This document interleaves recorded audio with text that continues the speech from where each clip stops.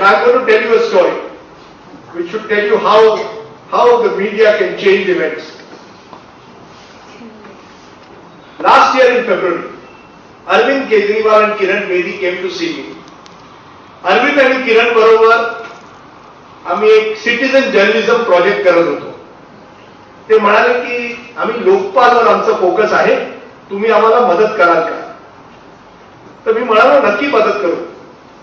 ते म्हणाले की आम्हाला एक सिग्नेचर कॅम्पेन सुरू करायचं आहे, करप्शनच्या विरोधात आणि जन लोकपालसाठी एक सिग्नेचर कॅम्पेन सुरू करायचं आहे. मी म्हणालो व्हेरी गुड आयडिया, पण टेलिव्हिजनसाठी signature campaign is not good TV.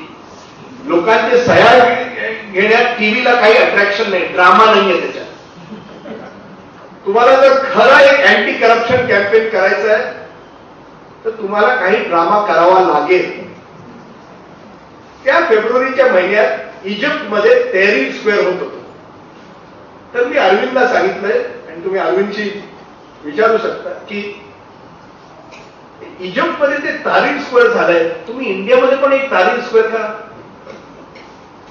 तर अरविंद म्हणाला कसं? मी म्हणालो एक ड्रामॅटिक इव्हेंट करा पार्लमेंटच्या बाहेर. मला काय आयडिया नव्हती की कशी ती इव्हेंट करायची आहे. 15 दिवसानंतर अरविंदचा फोन येतो की अण्णा हजारे आमच्या बरोबर आहेत आणि अण्णा तयार आहेत उपोषणवर जायला मंत्रालयाच्या बाहेर मुंबईत.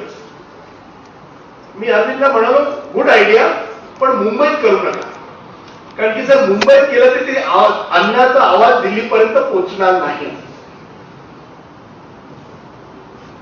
कुठे ना कुठे वर्ल्ड कप सुरू होतं तेव्हा.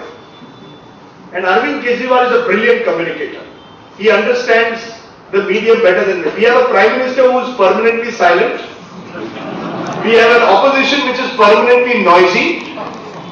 And we have people like Arvind Kejriwal who have understood how to use the media.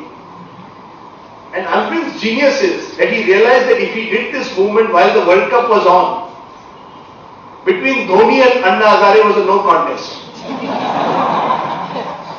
So very cleverly, within 2 or 3 days of the World Cup getting over, Anna Hazare lands in Delhi.